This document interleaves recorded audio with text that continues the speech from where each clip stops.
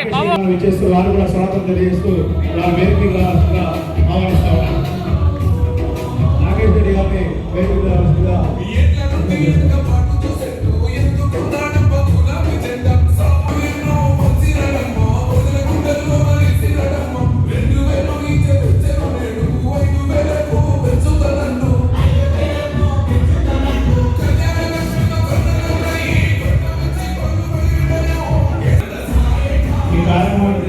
రామచంద్ర నాయక్ గారు మాట్లాడ మన మాజీ మంత్రి వైద్యులు గారు కోదాడు కూడా వెళ్ళాల్సింది కాబట్టి ఈ కార్యక్రమానికి హాజరైన మన అభ్యర్థి రాకేష్ రెడ్డి గారు, మన ఉమ్మడి నల్గొండ జిల్లా ప్రదాత మన నేత జగదీష్ రెడ్డి గారు, ప్రబుద్ధులైన ఓటర్లు మనమందరం కూడా ఒకసారి ఆలోచించి రోజు వాట్సాప్లో వస్తున్న విషయాలు ఒకసారి మన మామూలు చదువు రాని వాళ్ళు కూడా ఇలా రైతులు కూడా కళ్ళల్లో ఏం జరుగుతున్నదో ఎప్పటికప్పుడు చూసి ఈ ప్రభుత్వం మీద స్పందిస్తూ ఉన్నారు. అట్లాగే మన అభ్యర్థి యొక్క ఆయన విచారణతో మన కౌన్సిల్లో పోరాడటానికి మనకు ప్రశ్నించే గొంతుక కావాలి ఇప్పుడు ప్రతిపక్షంలో ఉన్న సందర్భంలో. అందుకనే పట్టభద్రులైన ఓటర్లందరూ కూడా విజ్ఞతతో ఆలోచించి మీరందరూ కూడా రాకేష్ రెడ్డి గారిని సూర్యాపేట పట్టణంలో కానీ మండలాల్లో కానీ మన ఒకరికొకరు గ్రూప్ ఏర్పాటు చేసుకుని మన అభ్యర్థి విజయం కోసం ఈ వారం రోజులు నిరంతరం కష్టపడి మన అభ్యర్థిని మన సీటుని నిలబెట్టుకోవడం కోసం ప్రతి ఓటరు, ప్రతి బీఆర్ఎస్ నాయకుడు, కార్యకర్త పట్టుదల పనిచేసి రాకేష్ రెడ్డి గారిని గెలిపించాలని కోరుతూ జై. అలాగే గౌరవ రాష్ట్ర టూరిజం కార్పొరేషన్ చైర్మన్, మన విద్యార్థి సంఘం అధ్యక్షులు గౌరవనీయులు గిల్లి శ్రీనివాస్ గారికి, గౌరవనీయులు రామచంద్ర నాయక్ గారు, సీనియర్ నాయకులు మీకు తెలుసు. 15 రోజులుగా మరి మన అభ్యర్థి రాకేష్ రెడ్డి గారి గెలుపు కోసం మరి మనం ఎక్కడికి పోయినా కూడా ముఖ్యంగా నిరుద్యోగుల్లో కానీ, పట్టభద్రులు కానీ, తటస్థులు కానీ, మేధావులు కానీ అన్ని వర్గాల్లో ఉన్నటువంటి విద్యావంతులంతా కూడా పోయినసారి కాంగ్రెస్ అసెంబ్లీ ఎన్నికల్లో మోసం చేసింది, ఇచ్చిన వాగ్దానాలు ఎవరికి కూడా అమలు చేయలేదు, అన్ని వర్గాలతో పాటు నిరుద్యోగులకు 4,000 పూర్తి ఇస్తారని చెప్పి కూడా మాట తప్పిందని చెప్పి అందరూ కూడా చెప్తున్నటువంటి సందర్భం. అందుకని ఇవాళ ఎక్కడికి పోయినా కూడా ఇక్కడ పోటీ చేస్తున్నటువంటి 3 అభ్యర్థుల గురించి పేరు వేసుకుంటున్నారు.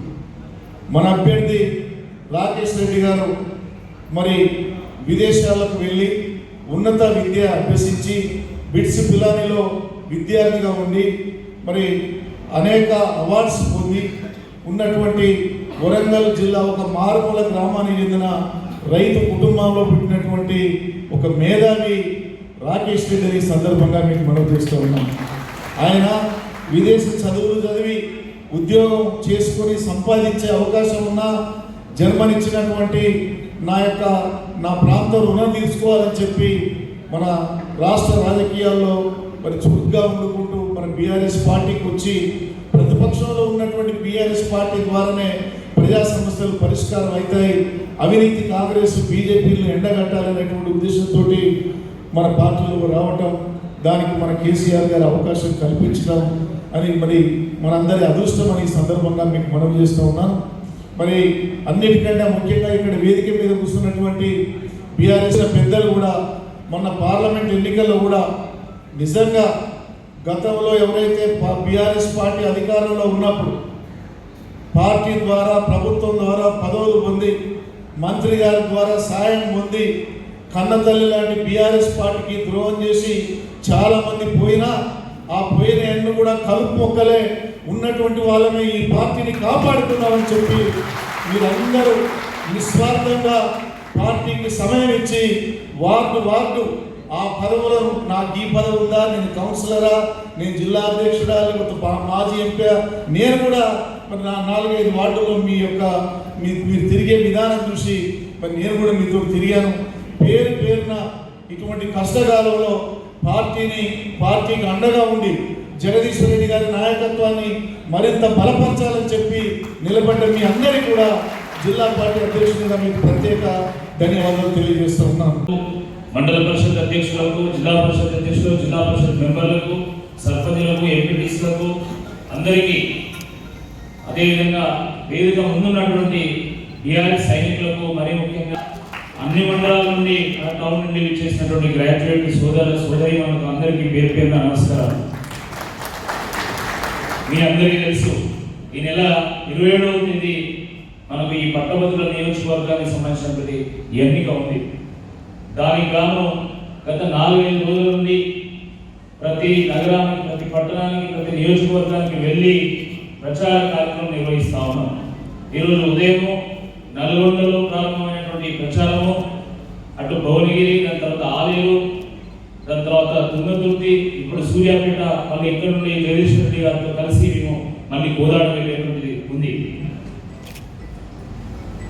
ఎక్కడికి పోయినా గ్రాడ్యుయేట్ అందరూ కూడా ఒకటే విషయం చెప్తున్నారు, ఇది పట్టభద్రుల నియోజకవర్గ ఎన్నిక, ఇది పట్టభద్రుల నియోజకవర్గము.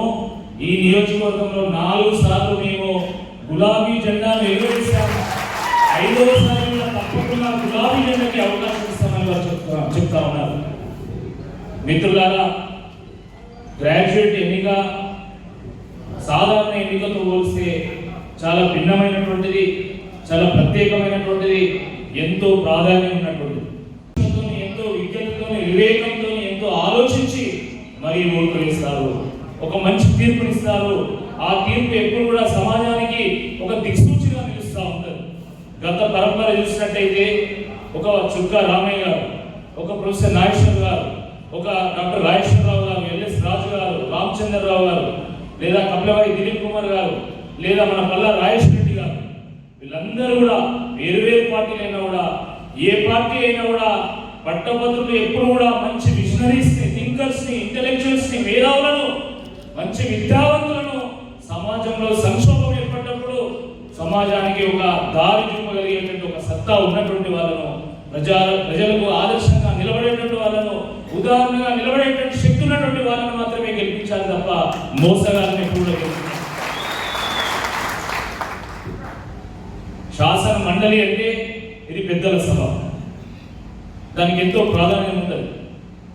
కాబట్టి పెద్దల సభకు మేము మేధావులని పంపుతాము, విద్యావంతులను పంపుతాం తప్ప మోసగాలను పంపము అని పదే గ్రాడ్యుయేట్ తీర్పునిచ్చారు. తప్పకుండా ఈసారి కూడా ఆ పాత పరంపరనే కొనసాగుతుందని చెప్పి నేను పూర్తిగా నమ్ముతున్నాను. మిత్రులారా, ఏ సందర్భంలో, ఏ నేపథ్యంలో కాంగ్రెస్ పార్టీని ప్రజలు అధికారంలో తీసుకొచ్చిందో మనందరూ కూడా తెలుసు. 6 గ్యారంటీలు, 420 హామీలు ఇచ్చి 2 పర్యాయాల పాటు మీరు కేసీఆర్ గారికి అవకాశం ఇచ్చింది లేదా, మాకు కూడా ఒకసారి అవకాశం ఇవ్వండి అని చెప్పి కాంగ్రెస్ పార్టీ చెప్తే ప్రజలు కూడా నమ్మి, ఆశపడి, ఓట్లు వేసి ఏరి కోరి ఎంచుకొని మరి కాంగ్రెస్ పార్టీని అధికారంలో తీసుకురావడం జరిగింది. కానీ దురదృష్టకరమైనటువంటి విషయం ఏంటంటే, ఈ ప్రభుత్వం వచ్చి ఇప్పుడు 150 రోజులు గడిచిపోయింది. ఇప్పటికి 5 నెలలు గడిచిపోయింది.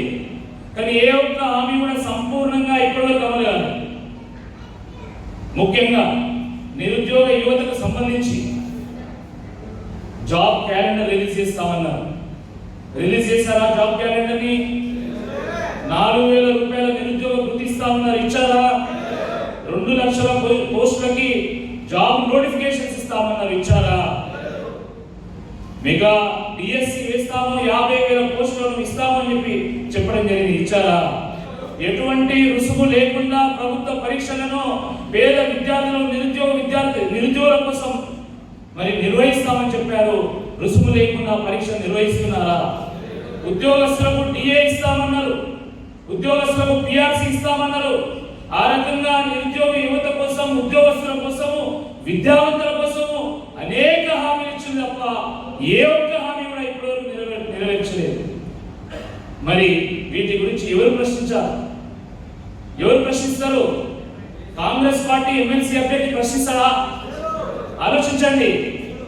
కాంగ్రెస్ పార్టీ ఎమ్మెల్సీ అభ్యర్థి ముఖ్యమంత్రి రేవంత్ రెడ్డి గారిని నిగ్గదీసి అడగగలుగుతాడా? ఒకవేళ నిగ్గదీసి అడగగలిగి ఆయన కాంగ్రెస్ పార్టీలో ఒక్కరోజైనా ఉండగలుగుతాడా? అది సాధ్యం కాదు. కానీ ప్రజల పక్షమై కాంగ్రెస్ పార్టీ ఇచ్చినటువంటి హామీల మీద ప్రశ్నించగలిగేది, పోరాడగలిగేది, ప్రభుత్వం యొక్క మెడలు వంచగలిగేది కేవలం టీఆర్ఎస్ వరకు సాధ్యం కాదు. ఆయా సందర్భాల్లో ప్రభుత్వాలను మారుస్తూ ఉంటారు. మార్పు అనేది చాలా సహజమైనటువంటి ఒక ప్రక్రియ. ఎవరమైనా స్వాగతించాల్సిందే. కేసీఆర్ గారు కూడా స్వాగతించారు. మేము ప్రతిపక్షంగా ఉంటాం, మేము ప్రజల పక్షంగా ఉంటాం, మేము తెలంగాణ పక్షంగా ఉంటామని చెప్పేసి వారు పేర్కొనడం జరిగింది. దాంట్లో ఇబ్బంది ఏం లేదు. కానీ ఒక ప్రభుత్వాన్ని ప్రజలు ఎన్నుకున్నప్పుడు అంతే బలమైనటువంటి ప్రతిపక్షం కూడా అవసరం. అప్పుడు మాత్రమే ప్రజాస్వామ్యం నిజంగా పరిగణిస్తుంది. అప్పుడు మాత్రమే ప్రజలకు న్యాయం జరుగుతుంది తప్ప లేకపోతే మోనోపోలి రాజ్యం అవుతుంది. లేకపోతే కాంగ్రెస్ పార్టీ యొక్క నియంత్రిత ధోరణిని మనం తట్టుకోలేము. ప్రజలు అణచివేయబడతారు. కాబట్టి తప్పకుండా ప్రతిపక్షానికి బలం చేకూర్చాల్సినటువంటి సందర్భం ఏర్పడ్డది. కేసీఆర్ గారి నాయకత్వాన్ని బలోపేతం చేయాల్సినటువంటి సందర్భం ఏర్పడ్డది. బీఆర్ఎస్ పార్టీకి బలం చేకూర్చాల్సినటువంటి సందర్భం ఏర్పడ్డది. కాబట్టే ఈసారి పట్టభద్రుల నియోజకవర్గ ఈ ఎన్నికలో తప్పకుండా బీఆర్ఎస్ పార్టీ గెలవాల్సినటువంటి అవసరం ఉంది.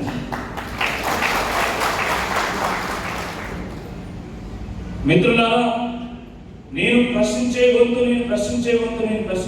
అని చెప్పి ఆ కాంగ్రెస్ పార్టీ ఎమ్మెల్సీ అభ్యర్థి గొంతు ఎంచుకుంటున్నారు.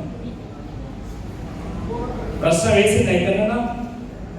5 నెలలు అయింది. 5 నెలలు గడిచింది. ఎక్కడన్నా ప్రశ్న వేసిందా? ప్రతిరోజు యూట్యూబ్లో మాట్లాడతారు కదా. మాట్లాడిన సందర్భంగా ఎక్కడన్నా ప్రభుత్వాన్ని ప్రశంసించిందా? కాబట్టి ఈ సందర్భంగా మనం విద్యార్థులందరినీ కూడా అడగాలి. సూర్యాపేటలో చదువుకున్న ప్రతి ఒక్కరిని కూడా అడగాలి. ప్రభుత్వాన్ని ప్రశ్నించేటోడు కావాలన్నా లేదా ప్రభుత్వాన్ని ప్రశంసించేటోడు కావాలన్నా మనం అడగాల్సినటువంటి అవసరం ఉంది. ప్రభుత్వాన్ని ప్రశ్నించేటోడు కావాలన్నా లేదా ప్రభుత్వంలో ఉన్నటువంటి నాయకుడికి తొత్తుగా ఉన్నటువంటి వ్యక్తి కావాలని మనం అడగాల్సినటువంటి అవసరం ఉంది. మనం కూడా ప్రశ్నిస్తాం, కానీ ఆ ప్రశ్న ప్రజల కోసం తప్ప ఆ ప్రశ్న పైసల కోసం కాదు.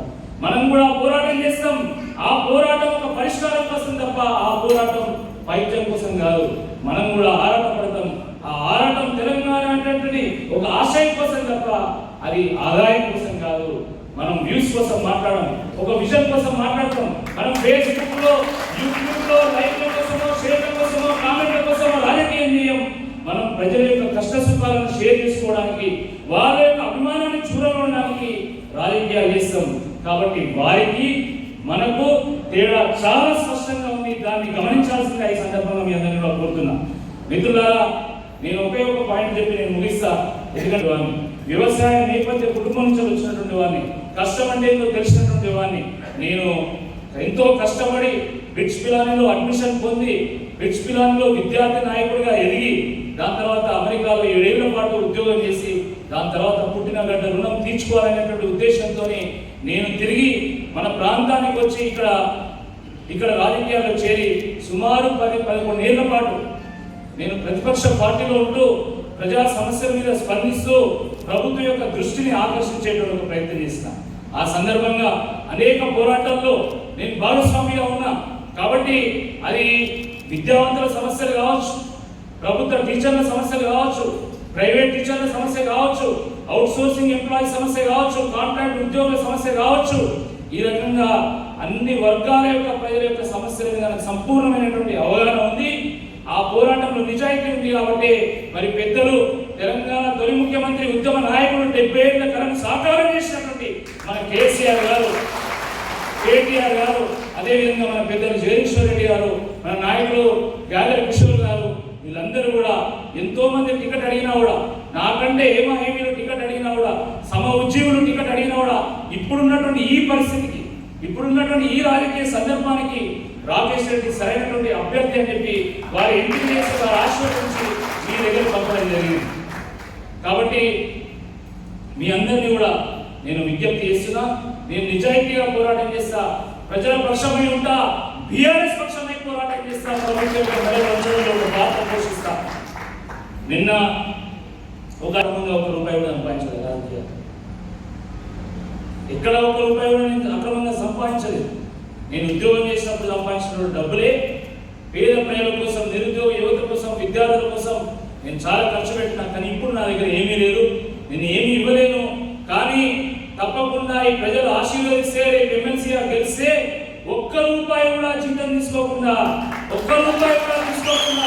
నాకు వచ్చేటువంటి ప్రతి రూపాయి గౌరవ వేతనాన్ని విద్యార్థి నిరుద్యోగ సంక్షేమ నిధికి చేర్చి పేద విద్యార్థులు గ్రంథాలయంలో దాని తర్వాత కోచింగ్ సెంటర్లో ప్రిపేర్ అవుతున్నటువంటి వాళ్ళు బుక్కులు కొనుక్కోవడానికి వాళ్ళ కోచింగ్ల కోసం ఉపయోగిస్తానికి సందర్భంగా నేను గుర్తు చేస్తా ఉన్నాను. తప్పకుండా మరి అన్నగారి నాయకత్వంలో ఇక్కడ ఉన్నటువంటి నిరుద్యోగ యువత యొక్క అవసరాల కోసం కూడా నేను తప్పకుండా ఖర్చు చేస్తానని చెప్పి, నా అన్నకు నేను ఒక తోడుగా ఉంటానని చెప్పి, ఒక తమ్ముడుగా ఉంటానని చెప్పి, మీ అందరిగా ఒక కార్యకర్తని ఉంటానని చెప్పి ఈ సందర్భంగా అందుకోసం మీ అందరూ కూడా మద్దతు తెలపాల్సిందిగా కోరుతూ, ఆ బ్యాలెట్ పేపర్ మీద 3వ నెంబర్లో నా పేరు ఉంటుంది, ఏనుగుల రాకేష్ రెడ్డి అని. దాని పక్కన బాక్స్ లో 1 అనేటువంటి సంఖ్య నిలువు గీత గీసి మద్దతు తెలపాల్సిందిగా అందరినీ కూడా విజ్ఞప్తి చేసి ఈ అవకాశం ఇచ్చిన పెద్ద జగదీశ్వర్ రెడ్డి గారికి, సూర్యాపేట నాయకులందరూ కూడా పేరు పట్టభద్రుల శాసనమండలి నియోజకవర్గం నుంచి బీఆర్ఎస్ పార్టీ అభ్యర్థిగా పోటీ చేస్తున్న రాకేష్ రెడ్డి గారి ప్రచార కార్యక్రమంలో భాగంగా ఈరోజు సూర్యాపేటలో ఏర్పాటు చేసుకున్న ఈ కార్యక్రమంలో హాజరైన పెద్దలు, జిల్లా పార్టీ అధ్యక్షులుగా ప్రత్యేకత ఏందో మనకు తెలుసు. ఇప్పుడు ఈ జంక్షన్లో శాసనసభ ఎన్నికలు జరిగే లేని, పార్లమెంట్ ఎన్నికలు మనకు జరిగే ఇంకా పరిస్థితులు చేస్తాము. ఇవాళ 2 పార్టీలు, బీజేపీ కావచ్చు, కాంగ్రెస్ కావచ్చు, ప్రజలు ఎట్లా మోసగిస్తున్నాయో మనం చూస్తాము. కేంద్రంలో దేవుడి పేరు చెప్పి, రాముడి పేరు చెప్పి గత 15-20 సంవత్సరాలుగా ప్రజల్ని మోసం చేస్తూ, ప్రత్యేకించి గత 10 సంవత్సరాలు ఈ దేశం యొక్క పగ్గాలు చేతిలో తీసుకొని 2014లో అనేక హామీలు ఇచ్చి ఈ దేశంలో నల్లధనం తీసుకొస్తాం బయటకని, నల్లధనం దాచిపెట్టిన వాళ్ళను లోపడి పంపుతామని, ఈ దేశాన్ని వెలుగులతో నింపుతామని, సంవత్సరానికి 2 కోట్ల ఉద్యోగాలు సృష్టిస్తామని ప్రజలకు హామీలు ఇచ్చి మోసం చేసిన మోడీని చూసినాం. ఇచ్చిన హామీ నెరవేర్చకపోగా ఈ 10 ఏళ్లలో 20 కోట్ల ఉద్యోగాలు ఇస్తారని చెప్పిన పెద్ద మనిషి ఈ దేశంలో 40 కోట్ల మందిని ఆకలితో చంపుతున్నాడు ప్రతిరోజు. కేవలం ఒకటే పూట అన్నం తిని, ఇంకో పూట అన్నం తినట్లేదు భారతదేశంలో 40 కోట్ల మంది చెప్పి మనకి అనేక ఎన్నికలకు వస్తారు. మరొకసారి దేవుని పేరు చెప్పి మోసం చేసే పరిస్థితి లేదు. కేసీఆర్ కట్టిన గుడితో పోలిస్తే ఇక్కడ ఒక భావన కూడా లేదు. కేవలం ఎన్నికల కొరకు సెట్టింగ్లు పెట్టి ఏ ఊళ్ళో ఆ ఊళ్ళో దొరికిన రేషన్ బియ్యం మీద పసుపు కలిపి ఇదే మీకు అక్షింతలు వేస్తున్నా అని చెప్పి ప్రజల మీద అక్షింతలు వేసి మళ్ళొకసారి మోసం చేసే ప్రయత్నం చేసిన మోడీ, ఉత్తర భారతంలో ఇంకా పప్పులు ఉడతలేవని ఇవాళ మళ్ళీ పక్క దేశం పేరు చెప్పి పాకిస్తాన్ దేశం, బంగ్లాదేశ్ దేశం, ఇంకో దేశం, వాళ్ళు మన మీదకి వస్తున్నారు, మన మీద ఆపుతున్నాం, నేను ఆ దేశం పిచ్చమనుకుంటే చేసినా ఎవడు కూడా మాట్లాడు. హిందూ ధర్మం ఎప్పుడు కూడా ఇంకొని పిచ్చమనుకుంటే చేయమనో, ఇంకొక ఆకలితో మనసమనో చెప్పాలి. కానీ దుర్మార్గంగా ప్రజలకు మళ్లించడానికి, ప్రజల్ని పక్కదారి పట్టించడానికి చెప్పే అంశాలు లేవు. చేసిన మోసం బయటపడుతుంది. ఇవాళ భారతదేశంలో యువత, భారతదేశ నిరుద్యోగులు, భారతదేశ రైతులు, భారతదేశ దళితులు, గిరిజనులు, అన్ని వర్గాల ప్రజలు మోడీ మోసాన్ని గమనించారు, వదిలిపెట్టి పోతున్నారని చెప్పి ఇంకొక కొత్త సమస్య, లేని సమస్యను సృష్టించి ప్రజల్ని పక్కన పట్టించే ప్రయత్నం చేస్తూ ఉన్నది బీజేపీ పార్టీ. కాంగ్రెస్ 10 ఏళ్ళు కేసీఆర్ చేసిండు, ఒక్కసారి మాకు ఇవ్వండి, కేసీఆర్ కంటే మంచిగా చేస్తాం. కేసీఆర్ 10 ఇచ్చిండు, రైతు బంధు మేము 10వ చేసి 15 ఇస్తాం. కేసీఆర్ లక్ష్య మాఫీ చేసిండు, మేము 2 చేస్తాం. కేసీఆర్ 2500 ఇంటికి ఇయ్యలేని ఇయ్యలేదు, నేను ఇస్తా, ప్రతి మహిళకు 2500 ఇస్తా. కేసీఆర్ ఉద్యోగాలు ఇయ్యలే, నేను 2 లక్షలు ఇస్తా. నిరుద్యోగులకు ఉద్యోగాలు వచ్చేంత వరకు నెలకు 4,000 ఇస్తారు. ఈ రకంగా 5 కాంతి అన్ని 420 హామీలు ఇచ్చి అధికారంలోకి వచ్చి 5 నెలల్లోనే 5 సంవత్సరాల నరకం చూపిస్తున్న ఈ కేడి రేవంత్ రెడ్డి ప్రభుత్వం బయట పెట్టాలంటే, మోడీ మోసాల్ని పూసగుచ్చినట్టు చెప్పాలన్నా, ఈ కేడి రేవంత్ రెడ్డి బండారం బయట పెట్టాలన్నా ఇవాళ టీఆర్ఎస్ కావాల్సింది, తెలంగాణ ప్రజలకు కావాల్సింది రాకేష్ లాంటి యువకులు, బ్రహ్మాండంగా వాళ్ళు, ఏ త్యాగానికైనా సిద్ధంగా ఉండగలిగిన వాళ్ళు కావాలి అని చెప్పి ఎంచుకొని కేసీఆర్ గారి వల్ల రాకేష్ మన పేరుని పంపించడం జరిగింది. మరి ఈ నియోజకవర్గం ప్రత్యేకించి మన పట్టభద్రుల నియోజకవర్గం ఇప్పటి వరకు 4 సార్లు ఎన్నికలు వస్తే 4 సార్లు కూడా టీఆర్ఎస్ పార్టీ అభ్యర్థులను గెలిపించి మన చైతన్యాన్ని చూపించడం. సూర్యాపేట లాంటి పట్టణం ఇది తిరుగుబాటు కేంద్రం. ఎప్పుడూ 1917లోనే మొదలైన తెలంగాణ గ్రంథాలయ ఉద్యమం, దాంతో పాటు వ్యాపారస్తుల సంఘంగా ఏర్పడి నిజాంకు వ్యతిరేకంగా తిరుగుబాటును ప్రారంభించిన కేంద్రం సూర్యాపేట కేంద్రం. గ్రంథాలయం ద్వారా ప్రజల్లో విద్యను పెంపొందింపజేసి బ్రహ్మాండంగా చైతన్యాన్ని తీసుకొచ్చిన ప్రాంతం. వాళ్ళ మైల్లో చూడండి. ఒకసారి ఇప్పుడు తెలంగాణ మరొక ఉద్యమం చేయాల్సిన పరిస్థితి వచ్చింది. మోసపోయింది. ఇచ్చిన హామీలు నమ్మి మంచుకున్న కేసీఆర్ ఒప్పుకొని తెలంగాణ కష్టాల్లో పడ్డది. అయినా కేసీఆర్ తెలంగాణ వదిలేడు, బీఆర్ఎస్ పార్టీ తెలంగాణ వదిలేడు. మనకి 5 నెలల అనుభవం కూడా చెప్పింది. మళ్ళీ తెలంగాణ కొరకు, తెలంగాణ హక్కుల కొరకు కొట్లాడాల్సింది కేసీఆర్, బీఆర్ఎస్ పార్టీ తప్ప ఎవరు కూడా కొట్లాడాలి. వచ్చిన ప్రభుత్వం ఇచ్చిన హామీలు నెరవేర్చకపోతే పోయింది, కానీ కేసీఆర్ ఇచ్చిన పథకాలను కూడా కొనసాగించే పరిస్థితిలో లేదు. దానికి మించి మనకు జీవనాధారమైన నదుల విషయంలో మన హక్కుల్ని కాపాడే స్థితిలో కూడా లేదు. ఇప్పటికే కృష్ణా జిల్లాల్ని కృష్ణార్పణం చేసిండ్రు. తీసుకుపోయి మన సంస్థలన్నింటినీ కూడా, మన ప్రాజెక్టులన్నింటినీ కూడా కేంద్రానికి అప్పచెప్పి చేతులు పూసుకునే ప్రయత్నం చేసిండ్రు. కేఆర్ఎంపీకి అప్పచెప్పి సంతకం పెట్టి వచ్చి మన హక్కులు పోతున్నాయి, మన చుట్టూ వాళ్ళ చేతికి పోతుంది, పాత బతుకు అవుతుంది, మళ్ళీ కృష్ణ మీద నీళ్ళను కోల్పోతామని చెప్తే కూడా ముందు బుకాయించే ప్రయత్నం చేసిండు ముఖ్యమంత్రి, మంత్రులందరూ. చివరికి కేసీఆర్ పోరాటానికి బయటకు వచ్చి నల్లగొండలో 1,00,000 మందిని సభ పెట్టి ఆప్తనాన్ని రావాలన్న యుద్ధానికి అని చెప్తే తెలంగాణ దిగొచ్చి అసెంబ్లీలో తీర్మానం పెట్టి తెలంగాణ హక్కులు వదులుకో, కేఆర్ఎంపీకి ఇవ్వమని చెప్పి తీర్మానం చేసింది.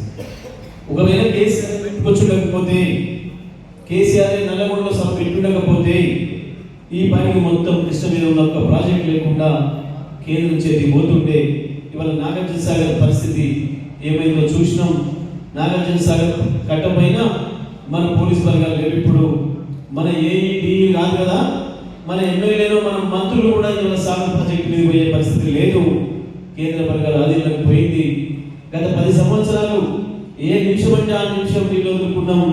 కరువు వచ్చినా, ఇంకొకటి వచ్చినా, ఏ ఇబ్బంది వచ్చినా 500 ఎకరాలకు నీళ్ళు కావాలంటే కూడా మన ఇంట్లో కుండలో ఉన్న నీళ్ళు ముంచుకున్నట్టుగా ప్రాజెక్టు గేట్లు తీసినాం, బ్రహ్మాండంగా పాలించుకున్నాం. ఇప్పుడు ఆ పరిస్థితి పోయింది. మొన్న కాలం కింద నాగార్జున సాగర్ కాలం కింద దాదాపు 2.2 లక్షల ఎకరాల పొలాలు ఎండిపోయినాయి. అన్ని కూడా మనం చూసినాం. కాంగ్రెస్ పార్టీ సాక్షిగా ఈ జిల్లాలో ఉన్న ఇరిగేషన్ మంత్రి, రోడ్డు భవనాల శాఖ మంత్రి, అక్కడి నుంచి అక్కడికి ఉన్న మొత్తం 5 ఎమ్మెల్యేల సాక్షిగా 1,00,000 ఎకరాల పొలాలు ఎండిపోయినాయి. కొట్లాడితే కేసీఆర్ కొట్లాడితే తప్ప, గులాబీ జెండా కొట్లాడితే తప్ప పట్టించుకునేవాడు లేడు. మరొక వైపు గోదావరిని తీసుకుపోయి కావేరిలో కలిపి తమిళనాడుకు నీళ్ళు ఇస్తా అని చెప్పి మోడీ మరొక కుట్రకు తెరలేపిండు. త్వరలోనే అది ప్రారంభం చేస్తామంటున్నారు. ఒకవేళ అదే కనుక జరిగితే తెలంగాణ శాశ్వతమైన ఎడారి అవుతుంది తప్ప తెలంగాణకు చుక్క నీళ్ళు మిగిలవు. గతంలో ఎట్లయితే కాంగ్రెస్ పాలనలో కరువులోకి పోయినామో మొత్తం కరువుతోని ఎట్లయితే నాశనమైనమో, ఏ రకంగా నీళ్లు లోపడిపోయి ఫ్లోరోసిస్ తోని 2 లక్షల మంది మొత్తం నాశనం అయిపోయారు నల్గొండ జిల్లా బిడ్డలు, మళ్ళీ అంతకంటే దారుణమైన పరిస్థితులు రాబోతున్నాయి. దాని మీద కొట్లాడాలంటే కూడా బీఆర్ఎస్ ఉండాలి, కేసీఆర్ ఉండాలి, రాకేష్ లాంటి యువకులు కొట్లాడడానికి సిద్ధంగా ఉన్నవాళ్ళే కావాలి. ఈ విషయాలన్ని విషయంలో మనం పట్టభద్రుల్ని తప్పకుండా తట్టి లేపాలి, వాళ్ళకి విషయాలను కూడా చెప్పాలి. పట్టభద్రులలో రిటైర్ అయిన ఉద్యోగస్తుల నుంచి ప్రస్తుత ఉద్యోగస్తులు, ప్రైవేట్ ఉద్యోగస్తులు, ఉద్యోగాలకు ఎదురు చూస్తున్న నిరుద్యోగ మిత్రులు, ఈ మధ్యనే డిగ్రీలు కంప్లీట్ చేసి ఇంకా పై చదువు చదువుతున్న పట్టభద్రులు ఓటర్లైన మిత్రులందరూ కూడా ఉన్నారు. అందరూ కూడా ఆలోచించే శక్తి ఉన్న వాళ్ళు, చైతన్యం ఉన్న వాళ్ళు, మనం కదిలిస్తే చాలు, అనిపిస్తే చాలు వెలగడానికి సిద్ధంగా ఉన్న వాళ్ళు, మరి వాళ్ళందరినీ కూడా తట్టిలేపాల్సిన అవసరం మనందరి పైన ఉంది. ఇందులో కూడా చాలా మంది గ్రాడ్యుయేట్ మిత్రులు వచ్చిండ్రు, మహిళా సోదరి మనులు కూడా గ్రాడ్యుయేట్లు చాలా మంది వచ్చిండ్రు, ఓటర్లైన వాళ్ళు వచ్చిండ్రు. మీరందరూ కూడా మాట్లాడుకోవాలి, ఏం జరుగుతుంది వాళ్ళ రాష్ట్రంలో, ఏం జరుగుతుంది దేశంలో, ఏం జరుగుతుంది, పౌరులుగా మన బాధ్యత ఏంటి, పట్టభద్ర ఓటర్లుగా ఇప్పుడు మన బాధ్యత ఏంటి అనే విషయం కూడా మీరందరూ కూడా ఆలోచించాలి. తప్పకుండా ఇవాళ కొట్లాడాల్సిన అవసరం ఉంది, పోరాటానికి పోవాల్సిన అవసరం ఉంది. నిజమే, ఇప్పుడు ఇంతకుముందు రాకేష్ చెప్పినట్టు కాంగ్రెస్ పార్టీ అభ్యర్థి ఎటువంటి అభ్యర్థితో మనకు తేలిపోయింది, ఆయన గుణగాలు ఏంటో మనకు తేలిపోయినాయి. ఆనాడు మాట్లాడితే కొంతమంది నిజమే మునగాడు అనుకున్నారు, హీరో అనుకున్నారు. కానీ దాని వెనకాల ఏం గొడుగు పుటాని ఉందో, దాని వెనకాల ఏం చీకటి కోణం ఉందో, ఏ రకంగా మందిని బ్లాక్మెయిల్ చేసి డబ్బులు వసూలు చేసుకోవడానికి తన గొంతులు ఉపయోగించుకున్నాడో మనకు అర్థమైంది. అది కాకుండా ప్రజల కొరకు కొట్లాడే గొంతు రైతుల నుంచి వచ్చి, రైతు కుటుంబం నుంచి వచ్చినవాడు, మన లాగానే వచ్చిన కుటుంబం నుంచి వచ్చినవాడు, రైతుల సమస్యలతో పాటు అన్ని వర్గాల సమస్యలు, చదువుకున్న దాంట్లో ఏ వర్గం వాళ్ళ సమస్యలు ఏమున్నాయి అనే విషయాన్ని తెలిసినవాడు, పల్లెటూరు నుంచి వ్యవసాయం నుంచి అమెరికా దాకా అన్ని సమాజాన్ని కూడా చదివి వచ్చిన వాడు, తప్పకుండా తన మాతృభూమికి మళ్ళీ సేవ చేయాలని చెప్పి తిరిగి ఇక్కడికి వచ్చి పనిచేస్తున్న నాయకుడు. తప్పకుండా తనైతే ఈ సందర్భంలో పార్టీకి ఉపయోగపడతాడు, ప్రజలకు ఉపయోగపడతాడు, తన గొంతును, తన వాణిని ప్రజల కొరకు, సమాజం కొరకు వినియోగిస్తాడన్న ఉద్దేశంతోనే రాకేష్ రెడ్డిని కేసీఆర్ గారు అభ్యర్థిగా నిర్ణయం చేసి పంపడం జరిగింది. గతంలో కూడా మనం చూసినాం, ఈ నియోజకవర్గంలో గెలిచిన వాళ్ళు, మన వాళ్ళు బ్రహ్మాండంగా పనిచేసిండ్రు. అవసరమైన ప్రతి సందర్భంలో వాళ్ళ గొంతును మీ కొరకు వినిపించిండ్రు. మీరు ఏ ఆలోచనలతోనైతే గెలిపిస్తున్నారో దానికి అనుకూలంగా పనిచేసిండ్రు. మరి అదే పద్ధతుల్లో ఇప్పుడు ఉన్న అభ్యర్థుల్లో వాళ్ళ గుణగణాలు చూసి ఎవరి వల్లనైతే ఇవాళ మనకు ఉపయోగం ఉంటుందో, ఈ ప్రత్యేకించి ఈ 3 జిల్లాలు, వరంగల్ కావచ్చు, ఖమ్మం కావచ్చు, నల్గొండ జిల్లాలు ఏదైతే మన గోదావరి మీద మనకు పోరాటానికి మనం సిద్ధపడాల్సిన సందర్భం వచ్చిందో, తప్పకుండా రాకేష్ లాంటి వాళ్ళు అయితేనే మన గురించి కొట్లాడడానికి, అది శాసన మండలిలో బయటనైనా, రోడ్డు మీద కూర్చోవలసి వచ్చినా, జైలు పోవాల్సి వచ్చినా ప్రజల కొరకు త్యాగం చేయడానికి సిద్ధంగా ఉన్నవాడు. కాబట్టి వాళ్ళలాగా, అవతల వాడిలాగా పైసల కొరకు, పైరల కొరకు చేసేవాడు కాదు. సోషల్ మీడియాను తన స్వార్థానికి ఉపయోగించిన వాడిలాగా మన అభ్యర్థి కాడు. ప్రజల కొరకే నిత్యం ఆలోచించి పరితపించే మనిషి. కాబట్టి తప్పకుండా రాకేష్ రెడ్డిని మంచి మెజార్టీతో గెలిపించాల్సిన అవసరం ఉంది. సూర్యాపేటలో కూడా మరి దాదాపు 20,000 ఓట్ల పైన ఉన్నాయి. మరి అందరూ కూడా ఇప్పటికే మీరందరూ కూడా కమిటీలు ఏర్పాటు చేసుకున్నారు, ఎవరి వారి బాధ్యత తీసుకున్నారు. బాధ్యత తీసుకున్న వాళ్ళందరూ కూడా పూర్తి స్థాయిలో మీ బాధ్యతలు నిర్వర్తించాలి. అదేవిధంగా ఓటర్లు ఎవరైతే వచ్చినో పట్టభద్ర ఓటర్లు మొత్తం కూడా మీరు మీ మిత్రులతో మాట్లాడండి. తప్పకుండా మీ సోషల్ మీడియాలో ఈ 5-6 రోజులు దానిపైన చర్చ చేయండి. ఏం చూసి ఓటేద్దాం, ఎవరికి ఓటేద్దాం, ఎవరిని మన ప్రతినిధిగా ఎన్నుకుందాం, దాని ద్వారా మనకు వచ్చే ఉపయోగం ఏంటి అనేది కూడా చర్చ చేయండి. ఇవాళ తెలంగాణకు కావాల్సింది ప్రశ్నించే గొంతులే, తెలంగాణకు కావాల్సింది ఉద్యమాలు చేయగలిగిన వాళ్ళే, తెలంగాణకు కావాల్సింది ప్రజల కొరకు వాళ్ళ జీవితాన్ని త్యాగం చేసే వాళ్ళే కావాలి. దాంట్లో రాకేష్ నెంబర్ 1గా ఉంటాడనే విషయంలో ఏ సందేహం లేదు. అందుకే మరి రాకేష్ రెడ్డి గారిని కేసీఆర్ గారు అన్ని విధాలు ఆలోచన చేసి బీఆర్ఎస్ పార్టీ అభ్యర్థిగా పంపించడం జరిగింది. తప్పకుండా సూర్యాపేటలో మళ్ళీ మనం ఆ చైతన్యాన్ని ప్రదర్శించాలని, తప్పకుండా మొన్న శాసనసభ ఎన్నికల్లో ఎట్లయితే పనిచేసిందో అదే పద్ధతుల్లో ఇవాళ శాసనమండలి ఎన్నికల్లో కూడా పనిచేసి సూర్యాపేట మెజారిటీతోనే రాకేష్ను గెలిపిద్దామని చెప్పి తెలియజేస్తూ సెలవు. జై తెలంగాణ. ఓటుకు సంబంధించి కూడా గతంలో కూడా మనం చూసినాం, ఎన్నిసార్లు చెప్పినా కొంత కన్ఫ్యూజ్ అవుతున్నారు తప్ప ఏమి దానికి ఏమో కొమ్ములు దీర్ఘాలు ఏది పెట్టేది అక్కడ లేదు, పీటేసి అక్కడ లేదు, కొమ్ము పెట్టి అక్కడ లేదు, ఏది కూడా లేదు. ఒకటే ఒక గీత ఇట్లా చక్కగా కొట్టేసి వదిలేయండి, ఒక బొట్టు పొడుగు బొట్టు పెట్టినట్టు ఉండాలి తప్ప అందరి నుంచి వేరే ఏది కూడా పెట్టినా కదా. మనం అది ఆ జాగ్రత్తలు తీసుకోవాలి అందరం కూడా. ప్రత్యేకించి ఇక్కడ ఈ అభ్యర్థి ఎవరైతే ఇప్పుడు కాంగ్రెస్ చేస్తున్నాడో మనం చూసినాం, బీజేపీ అయినా ఆయన గొంతు లేదు, ఆయన ఇటు మాట్లాడలేదు అటు మాట్లాడలేదు, ఆయన మాటే వస్తుందో తెలియదు రాదో తెలియదు, ఆయన మన కొరకు ఏం పనిచేస్తాడని నమ్మకం ఎవరికి ఏం లేదు. కానీ ప్రత్యేకించి కాంగ్రెస్ నుంచి వచ్చే అభ్యర్థి సమాజానికి ఒక ప్రమాదకరమైన అభ్యర్థి, యాంటీ సోషల్ ఎలిమెంట్ లాగా ఉన్నవాడు తప్ప ఆయన సమాజానికి పనికొచ్చినప్పుడు కాదు. ఈ మధ్యన రైతు బంధుకు సంబంధించి చర్చ వచ్చినప్పుడు రైతు బంధు అడిగితే చెప్పుతో కొడతామని చెప్పి తన మీడియాలోనే మాట్లాడిన వాడు అటువంటి దుర్మార్గుడు రేపు శాసన మండలికి వస్తే ఎట్లా ఉండదో ఒకసారి ఆలోచన చేసుకోవాల్సిన అవసరం ఉంది. మన జిల్లాలో మంత్రి మాకు ఆయన తాగిన మత్తులో మాట్లాడినట్టు సోయనగా మాట్లాడినట్టు రైతు అడిగితే కోపానికి వచ్చింది. కానీ ఈయన పొద్దుగా లేచి తన మీడియా హౌస్లోనే కూర్చొని రైతుకు చెప్పుతో కొడతానని చెప్పేసి మాట్లాడిన దుర్మార్గుడు.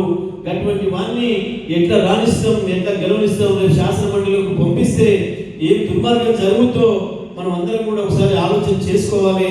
అందుకే ప్రతి ఒక్కరు కూడా ఆలోచించి, యువ మిత్రులు కూడా చాలా మంది వస్తున్నట్టున్నారు, గ్రాడ్యుయేట్ మిత్రులు అందరూ కూడా ప్రతి ఒక్కరు కూడా ఆలోచించి తప్పకుండా రాకేష్ రెడ్డిది బ్యాలెట్ పేపర్లో 3వ నెంబర్ ఉంటుంది, దాని పేరు ఉంది, ఆయన పేరు ఉంటుంది, ఫోటో ఉంటుంది, దాని పక్కనే ఉన్న బాక్స్లో 1 అని చెప్పి గీసి ఒకటే గుర్తు వేయాలి, ఒకటే పెట్టాలి, మీద పెట్టే అక్కడ కూడా మనకి లేదు. మొదటి ప్రాధాన్యత ఒకటే పెట్టుకొని మంచి మెజార్టీతో గెలిపించాలని చెప్పి తెలియజేస్తూ సెలవు. జై తెలంగాణ.